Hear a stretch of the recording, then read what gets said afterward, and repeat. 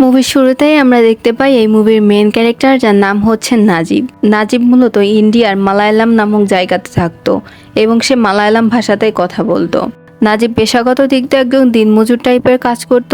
তার কাজ ছিল নদীর নিচে থেকে বালু উত্তোলন করা। একদিন সে এই কাজটি করছিল, তার সঙ্গে থাকা একজন বন্ধু তাকে বিলেতি সিগারেট খেতে বলে এবং সে বলে যে তার দুলাভাই নাকি সৌদি আরবে লোক পাঠায়। নাজিব যদি চায় তাহলে সে তার দুলাভাইয়ের সঙ্গে কথা বলবে এবং এভাবে নাজিব তার জীবনকে অনেক বেশি পরিবর্তন করতে পারবে। নাজিব তখন তার সেই সহকারীকে বলে যে আমার বাইরে যাওয়ার মতো অত টাকা নেই। তখন তার সহকারী তাকে বলে যে বাইরে যেতে যতটুকু টাকা লাগে তুমি তোমার বাসা বন্দুক রাখলেই সে টাকাটা জোগাড় করতে পারবে। এখান থেকে নাজিব সহ নাজিবের আরো একজন বন্ধু, যার নাম হচ্ছে হাকিম, এই দুইজন ডিসাইড করে যে তারা তাদের জীবন এবং তাদের ভবিষ্যৎ প্রজন্মের জীবন পরিবর্তন করার জন্য বাইরে পাড়ি জমাবে, যাতে তারা অনেক অর্থ উপার্জন করতে পারে এবং নিজেদের জীবনকে অনেক সুন্দরভাবে গুছিয়ে নিতে পারে। এর পরবর্তী সিনে আমাদেরকে দেখানো হয় নাজিম এবং তার সেই ফ্রেন্ড, যার নাম হচ্ছে হাকিম। তারা দুইজনে টাকা এবং কাগজ জমা দিয়েছিল, তাদের সকল কিছু ঠিক হয়ে গিয়েছে এবং তারা সৌদি আরবের উদ্দেশ্যে রওনা দিয়ে দিয়েছে। তারা যখন প্লেন থেকে নামে তাদের সঙ্গে আরো অনেক সহকারী ছিল, যারা কিনা ইন্ডিয়ার বিভিন্ন অঞ্চল থেকে সৌদি আরবে যাচ্ছিল তাদের ভাগ্যের চাকাকে পরিবর্তন করার জন্য। কিন্তু নাজিব এবং হাকিম সবসময় একে অপরের সঙ্গ ছিল। তাদের সঙ্গে আর যে সকল লোকরা ছিল তাদের মালিকরা এসে তাদেরকে এক এক করে নিয়ে যেতে থাকে। সবাইকেই প্রায় সুন্দর সুন্দর এসি গাড়িতে করে নিয়ে যাওয়া হচ্ছিল, কিন্তু নাজিব এবং হাকিমকে নিতে কেউই আসে না। দেখতে দেখতে সন্ধে হয়ে যায়, তাও কেউ আসে না। তাদের কাছে তাদের কাফিলের যে নাম্বার ছিল তারা সেই নাম্বারে কল দিতে থাকে, কিন্তু সেই নাম্বারটিও কেউ ধরছিল না। এক পর্যায়ে একজন বৃদ্ধ বয়স্ক টাইপের শেখ আসে। সে এসে তাদেরকে আরবিতে কিছু বলে, তাদের পাসপোর্ট দেখতে চায়। তারা তাদের পাসপোর্টকে শো করলে সে কিছু না বলে সেখান থেকে চলে যায়। কিছুক্ষণ পরে ওই লোকটি আবার ফিরে আসে এবং আরবিতে তাদেরকে আবার কিছু বলে, কিন্তু তারা তো আরবি বুঝতো না। সো তারা বুঝতে পারে না লোকটি তাদেরকে কি বলছে। এরপরে সেই লোকটি বলে যে তার গাড়িতে গিয়ে উঠতে। তারা যখন সেই লোকটির সঙ্গে চলে যায় তারা দেখতে পায় যে এটা তো একটা ছোট্ট পিকআপ, তাদেরকে উপরে উঠতে বলছিল। তারা তখন ভাবে যে সবাই এসিতে গেল আর আমরা এই গাড়িতে যাব। অনেকটা সময় পার হয়ে যায়, গাড়ি চলতে থাকে। তারা কোথায় যাচ্ছে তারা নিজেরাও জানে না। খামার টাইপের জায়গায় এসে গাড়িটা থামে এবং হাকিমকে নামতে বলা হয়। হাকিমের সঙ্গে সঙ্গে নাজিবও নামতে যায়, কিন্তু নাজিবকে নেয় না। তারা অনেক বোঝানোর চেষ্টা করে যে আমরা দুইজন একসঙ্গেই থাকতে চাই, কিন্তু তাদের ওই কাফিল তাদের কোনো কথাই শোনে না। এরপরে জোর করে হাকিমকে ওই খামারে নিয়ে তালাবদ্ধ করে দেওয়া হয়। নাজিম যখন যেতে চাইছিল না হাকিমকে ছাড়া, তখন নাজিমের সঙ্গে থাকা কফিল তার মাথায় জড়িয়ে রাখা বেল টাইপের কিছু একটা দিয়ে নাজিবকে মারতে থাকে। পিকআপে তুলে সে আবার পিকআপ চালাতে থাকে। পিকআপ অনেক দূরে যাওয়ার পরে আরো একটা খামারের সামনে এসে থামে। তখন সে নাজিবকে নামতে বলে। নাজিব যখন নামে, নাজিব তো চারপাশটা দেখে একদমই অবাক হয়ে যায়। ধুধু মরুভূমি, ঠিক যেরকম একটা স্থানে হাকিমকে নামিয়ে রাখা হয়েছিল তাকেও সেরকম একটা জায়গাতেই নামিয়ে রাখা হয়। এখানে সে নামতেই দেখে একজন বৃদ্ধ লোক, একদম পাগলের মতো দেখতে। দেখে মনে হচ্ছে সে অনেকদিন গোসল করে না, খুবই কষ্টদায়ক তার অবস্থান। সে অপলক দৃষ্টিতে নাজিবের দিকে তাকিয়ে আছে, নাজিবও তার দিকে তাকিয়ে আছে। এই লোকটা যখন কথা বলে তখন সে হিন্দিতে কথা বলছিল, অর্থাৎ এই লোকটাও ইন্ডিয়ান ছিল। এখানে নাজিব তাকে তার ভাষায় কিছু বোঝাতে চায়। এখানে সে সেই লোকের কাছে পানি খাওয়ার ইশারা করে। এরপরে এই বৃদ্ধ লোকটি তাকে দেখিয়ে দেয় একটা টাঙ্কি মতো জায়গায়। সেখানে গিয়ে নাজিব অনেকটা পানি খেয়ে নেয়। কিছুক্ষণ পরে নাজিব পাশে তাকিয়ে দেখে একটা টেন্ট মতো জায়গা রয়েছে যেখানে বালিশ বিছানো আছে। নাজিব সেখানে গিয়ে ঘুমিয়ে পড়ে। ঘুম আসতেই তার স্বপ্নে আসে তার সুন্দর গ্রামটি এবং তার ওয়াইফের মুখটি ভেসে আসে। তার মনে পড়ে সে যখন তার ফ্যামিলিকে জানিয়েছিল যে সে বিদেশে আসবে, তখন তার মা এবং তার বউ কত কিছু তার জন্য তৈরি করেছিল। তারা সবাই অনেক বেশি খুশি ছিল যে এইবার মনে হয় তাদের ভাগ্যের চাকাটা ঘুরবে। নাজিবকে সজোরে কেউ একজন লাথি মারে। নাজিব লাফিয়ে ওঠে। নাজিব দেখতে পায় আরো একজন কফিল। এটা হচ্ছে নাজিবের ছোট কফিল। মূলত এই টেন্টটা তারই ছিল। সে রাগ করে সেই রাত্রেই নাজিবকে সেই টেন্ট থেকে বের করে দেয়। দিনে তো মরুভূমিতে প্রচন্ড গরম পড়ে, আর রাত যত বাড়ে মরুভূমিতে তত ঠান্ডা নেমে আসতে থাকে। নাজিবের অনেক বেশি ঠান্ডা লাগছিল, কিন্তু নাজিবকে এই মরুভূমিতে এভাবেই রাত কাটিয়ে দিতে হয়। পরদিন সকালে সূর্যের আলো চোখে পড়তেই নাজিবের ঘুম ভাঙে। নাজিব যখন লরি থেকে নামে তখন সে বৃদ্ধ লোকটিকে দেখতে পায় যে সে ছাগল এবং ভেড়া থেকে দুধ দুয়েছে একটা পাত্রে। সে এই পাত্রটি নাজিবের দিকে এগিয়ে দিয়ে কিছু একটা বলে, বাট নাজিব বুঝে না, না বুঝে সে সেই পাত্রে রাখা দুধটিকে খাওয়া শুরু করে। এই সময় সেই লোকটা তার হাত থেকে পাত্রটি ছিনিয়ে নেয় এবং ছিনিয়ে নিয়ে বলে ইশারাতে যে ছোট কফিলের টেন্টে গিয়ে দিয়ে আসো। নাজিব এখানে সেই ছোট কফিলের পা ধরে অনেক বেশি অনুরোধ করে এবং সে তার ভাষায় বোঝানোর চেষ্টা করে যে আমি এখানে থাকতে চাই না, আমাকে আমার বাসায় ফিরিয়ে দেওয়ার চেষ্টা করুন। বাট ছোট কফিল তার একটা কথাও শোনে না এবং তাকে লাথি দিয়ে আবারও সেই ভেড়ার পালের ভিতরে ছেড়ে দেয়। নাজিব অনেক বেশি দুঃখী ছিল, তার মন ভেঙে গিয়েছিল, নাজিব কান্না করছিল। এমনই সময় দেখতে পাই মানে যে বড় কফিল নাজিবকে এখানে নিয়ে এসেছিল সে এখানে আসে।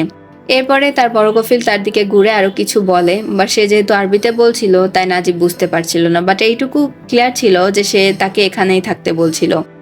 এরপরে নাজিব তার ব্যাগে থাকা একটা পাসপোর্ট এবং কাগজ বের করে, যেখানে কিনা তাকে যেখানে কাজ দেওয়ার কথা ছিল, নাজিবকে মূলত বলা হয়েছিল তাকে কোম্পানিতে কাজ দেওয়া হবে, আর সেটা বলে তাকে এখানে পাঠানো হয়েছিল।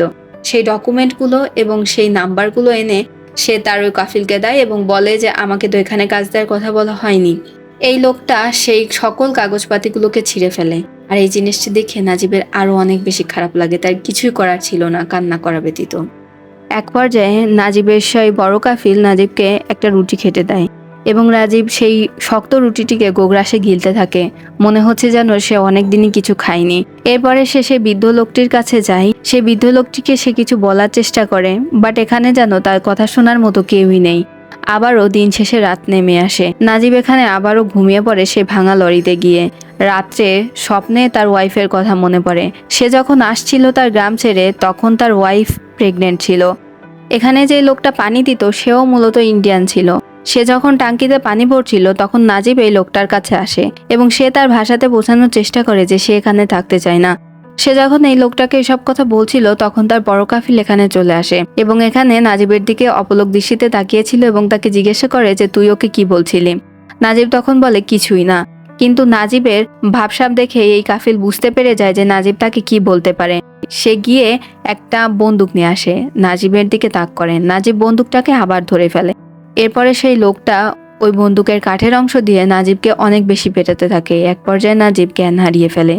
বিকালের দিকে নাজিবের জ্ঞান ফেরে এবং সে গিয়ে সে ভাঙা লরিতে আবার ঘুমিয়ে পড়ে। পরদিন সকালে নাজিবের যখন ঘুম ভাঙে তখন সে সেই বৃদ্ধ লোকটিকে দেখতে পায় না। সে তার ছোট কাফিলকে যখন জিজ্ঞেস করে যে সেই বৃদ্ধ লোকটি কই, তখন তার ছোট কাফিল বলে যে সেই লোকটি মারা গিয়েছে। এরপরে সে তার হাতে পাত্র ধরিয়ে দেয় এবং বলে যে ভেড়া থেকে দুধ দুইয়ে আনতে। নাজিব তখন বলে যে সে পারে না, তারপরেও তাকে বললে সে যায়, কিন্তু প্রথমেই গিয়ে সে ভেড়া লাথি খেয়ে আসে। এরপরে তার সেই ছোট কাফিল তাকে দেখিয়ে দেয় যে কিভাবে ভেড়া থেকে দুধ বের করতে হয়।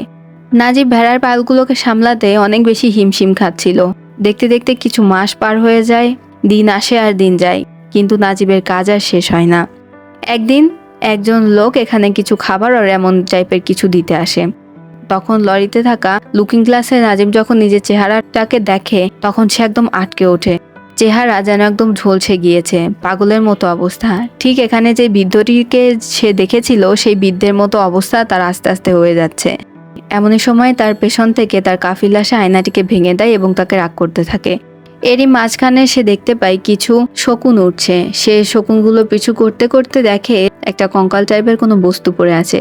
সে যখন বালু সরায় সে তখন দেখতে পায় যে এই কঙ্কালটির অবয়ব সেই বৃদ্ধ লোকটির মতো। তার আর একটুও বুঝতে বাকি থাকে না এই লোকটি হচ্ছে তার সেই খামারে থাকা বৃদ্ধ লোকটি। তার অনেক বেশি খারাপ লাগে, সে অনেক বেশি কান্নাকাটি করতে থাকে। সে ভাবে তার জীবনের পরিণতিও মনে হয় এরকম হবে। তারপর সে তার ব্যাগ থেকে একটি আচারের বয়াম বের করে, যেটা কিনা তার মা তাকে আসার সময় দিয়ে দিয়েছিল। আর অল্প একটু আচারই বাকি ছিল। সে এই আচারটা গালে দেওয়ার পরে তার আবার মনে সাহস জোগায় যে না, তাকে যে করে হোক এখান থেকে বের হতে হবে। ওই বৃদ্ধ লোকের মতো পরিণতি তার হলে হবে না, কারণ তার একটা সাজানো সংসার আছে, তার জন্য তার দেশে কেউ না কেউ এখনো অপেক্ষা করছে। এসব কথা ভেবে নাজিব আবার পালানোর চেষ্টা করে, কিন্তু আবারও সে সক্ষম হয় না। এদিকে নাজিবের এসব কৃতকর্মের জন্য নাজিবের কাফিল তার পায়ে এত মারে যে সে হাঁটতেও পারছিল না। এভাবে দেখতে দেখতে আবারও বেশ কিছু দিন, বেশ কিছু মাস, বেশ কিছু বছর পার হয়ে যায়। একদিন অনেক জোরে বৃষ্টি আসে। সে তখন এই ভেড়াগুলোকে চড়াচ্ছিল। সে একটা গুহার কর্নারে তার ভেড়া এবং ছাগলগুলোকে নিয়ে দাঁড়িয়ে পড়ে। এই সময় পাশ থেকে সে কিছু আওয়াজ পাচ্ছিল। ওই সুড়ঙ্গ বরাবর এগিয়ে যেতে থাকে এগিয়ে যেতে সে একজন লোককে দেখতে পায়। সে যখন ভালো করে লক্ষ্য করে সে তখন বুঝতে পারে এটা তো তার সেই বন্ধু হাকিম। সে হাকিমকে জড়িয়ে ধরে। অনেকদিন পর দুইজন হারিয়ে যাওয়া বন্ধু নিজেকে পেয়ে যেন আত্মহারা হয়ে পড়ে। দুইজনে অনেক বেশি কান্নাকাটি করতে থাকে। এক পর্যায়ে তারা ডিসাইড করে যে করে হোক তাদেরকে এখান থেকে বের হতে হবে। হাকিম তাকে বলে দ্বিতীয় দিন যেন সে এখানেই আসে এবং এভাবেই তারা একে অপরের সঙ্গে কানেক্টেড থাকতে পারবে। তাহলে তাদের এখান থেকে বেরোতেও অনেক বেশি সুবিধা হবে। তারা প্ল্যান মাফিক মাঝে মধ্যে একে অপরের সঙ্গে দেখা করত। পরদিন যখন হাকিম আবার আসে তখন তার জন্য একটা চিঠি নিয়ে আসে, কারণ এভাবে প্রতিদিন একে অপরের সঙ্গে দেখা করলে তো তারা তাদের কাফিলের কাছে ধরা পড়ে যাবে। এই চিঠিতে সে মালায়াম ভাষায় লিখেছিল সে যেখানে কাজ করে সেখানে আরও একজন লোক আছে যে কিনা তারই মতো কাজ করে। তার নাম হচ্ছে কাদিরি, আর কাদিরি হচ্ছে একজন আফ্রিকান। কাদিরির এখানকার প্রায় সকল রাস্তায় কম বেশি চেনাশোনা। কাদিরি তাদেরকে সাহায্য করতে চেয়েছে এখান থেকে বের হবার জন্য। আর এই জিনিসটি শুনে নাজিব একটু আবার আশার আলো দেখতে পায়। দেখতে দেখতে এমন একটা দিন চলে আসে যেদিন নাজিম এবং হাকিমের মালিক তাদের উপর খামারের দায়িত্ব দিয়ে কোথাও একটা যায়। আর এই দিনই তারা দুইজনে পালিয়ে যায়। এখানে তারা তিনজনে হাঁটা শুরু করে রাত্রে। হাঁটতে হাঁটতে তাদের সকলেরই পানি পিপাসা লাগে। তখন খাদিরি তাদের জন্য পাশের একটা ফার্ম থেকে পানি আনতে যায়, কিন্তু সেই ফার্মের মালিক তাদের উপর গুলি করতে থাকে চোর ভেবে। আর তখন তারা পালিয়ে যেতে থাকে। ছুটতে ছুটতে সকাল হয়ে যায়। আমরা এখানে খাদিরকে দেখতে পাই যে নামাজ পড়ছে। আর এরপরে তারা চারপাশে তাকিয়ে দেখে যে শুধু ধুধু মরুভূমি, অনেক রোদ। তারা হাঁটতে থাকে। আমরা দেখতে পাই নাজিব এবং হাকিম অনেক বেশি পিপাসার্ত, আর এই জন্য তারা বারবারই মরীচিকা দেখছিল। খাদিরই তাদেরকে সামলানোর চেষ্টা করে। এক পর্যায়ে আমরা দেখতে পাই বালুর ভেতর থেকে অনেক সাপ বেরিয়ে আসছে। আর এই সময় নাজিব অনেক বেশি ভয় পেয়ে গিয়েছিল। খাদিরি তখন তাকে বলে যে চুপচাপ ওখানেই দাঁড়িয়ে থাকতে, সাপগুলো চলে যায়। কিন্তু এদিকে বালির মধ্যেখানে দাঁড়িয়ে থাকার জন্য নাজিবের পায়ের নিচে ফোসকা পড়ে যায়। এত কিছুর পরেও তারা তাদের গন্তব্যের দিকে এগিয়ে যেতে থাকে। অনেকক্ষণ পানি না খাওয়ার কারণে নাজিব এবং হাকিম অনেক বেশি দুর্বল হয়ে পড়ে। হাকিম একদমই হাঁটতে পারছিল না। একসময় হাকিম মাটিতে লুটিয়ে পড়ে। তখন খাদিরি তাকে তার নিজের কাঁধে তুলে নেয় এবং ওভাবেই হাঁটতে থাকে। কিন্তু আবার এদিকে নাজিবও দুর্বল হয়ে পড়ে, সেও হাঁটতে পারছিল না। তারা দুইজন এখানে শুয়ে পড়ে। আর এখানে এআর রহমানের সুন্দর একটা গান আমরা শুনতে পাই। গানটা অসাধারণ ছিল। যাই হোক, এখানে খাদিরি তাদেরকে একদম অভিভাবকের মতো গাইড করছিল। ইভেন তাদেরকে কমফোর্ট করার জন্য নানা ধরনের ট্রিক্সকে সে অ্যাপ্লাই করছিল। আমরা হাকিমিকে দেখতে পাই যে কিনা ক্ষুধা আর তৃষ্ণার কারণে বালি খাওয়া শুরু করে দেয়। এক পর্যায়ে হাকিমের অবস্থা এতই বেশি খারাপ হয়ে যায় যে সে সেখানেই মারা যায়। নাজিব এবং খাদিরির আর কোনো উপায় থাকে না। তারা সেখানে হাকিমকে রেখে যাওয়ার পরিকল্পনা করে। এরই মাঝখানে বালু ঝড় আসে। নাজিব হাকিমকে সেখানে রেখে যেতে যাচ্ছিল না। খাদিরি কোনোভাবে নাজিবকে সামলায়, কিন্তু বালু ঝড়ের মাঝেই তারা পড়ে যায়। এদিকে হাকিমের পুরো শরীর বালুতে ঢেকে যায়। নাজিব এবং খাদিরির কোনো উপায় ছিল না এবং তারা তাদের গন্তব্যের দিকে এগিয়ে যেতে থাকে। আমরা দেখতে পাই নাজিবের অবস্থাও খুব একটা ভালো না, সে হাঁটতে পারছিল না। কিন্তু খাদিরি তাকে কখনো ঘাড়ে নিয়ে কখনো কাঁধে ধরে এগিয়ে নিয়ে যাচ্ছিল তার গন্তব্যের দিকে।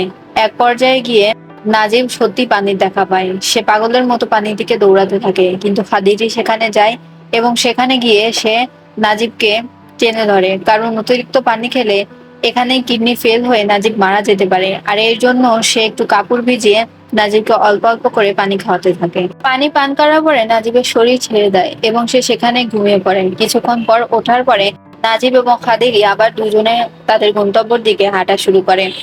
অনেকক্ষণ হাঁটার পর যখন বিকাল হয়ে যায় তখন নাজিব এবং খাদিরি দুইজনে একটু বিশ্রাম নেওয়ার জন্য বসে। আর এই সময় নাজিবের চোখ আবার লেগে আসে।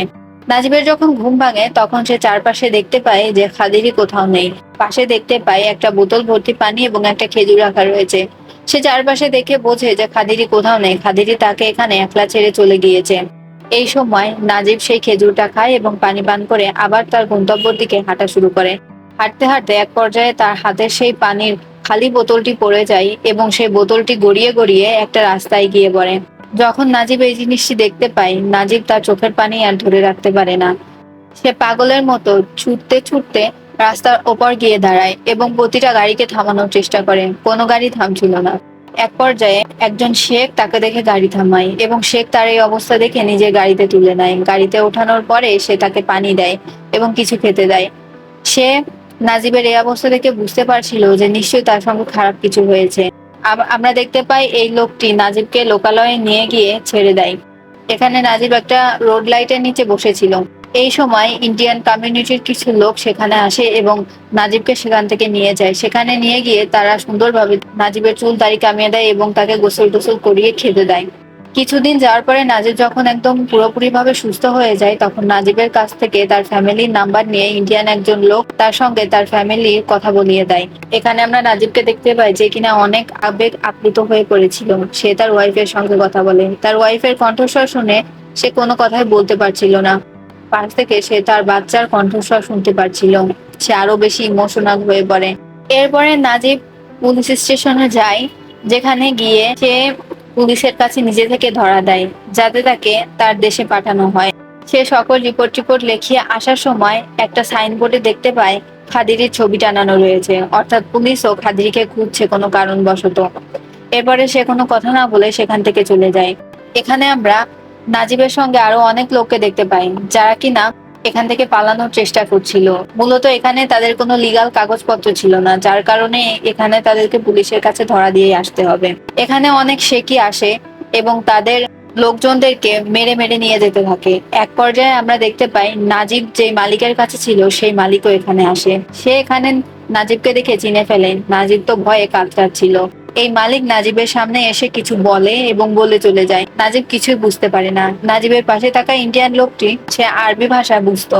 সে নাজিবকে ট্রান্সলেট করে সকল বিষয় বুঝিয়ে দেয়। সে এতদিন সে তোমাকে দিয়ে যে কাজগুলোকে করিয়েছে, সে কাজগুলো মূলত তোমার জন্য ছিল না, অন্য একজনের বদলে সে তোমাকে তুলে নিয়ে গিয়েছিল। আর তার ভাগের কাজগুলো এতদিন সে তোমাকে দিয়ে করিয়ে নিয়েছে। ইভেন এই শেখ তোমার আসল মালিকও না, সে তোমাকে এতদিন ফাঁকি দিয়ে কাজ করিয়ে নিয়েছে। আর এই কথা শুনতে পেরে নাজিম তো যেন আরো ভেঙে পড়ে। নাজিবের অনেক বেশি কষ্ট লাগতে থাকে। এরপরে আমরা দেখতে পাই নাজিবের 3 বছরের জেল হয়ে যায়। যেহেতু নাজিবের কাছে কোনো পাসপোর্ট ভিসা ছিল না, এই জন্য তাকে 3 মাস জেল খাটতে হবে। আর এখানে সে তার সন্তানের কথা ভাবতে থাকে।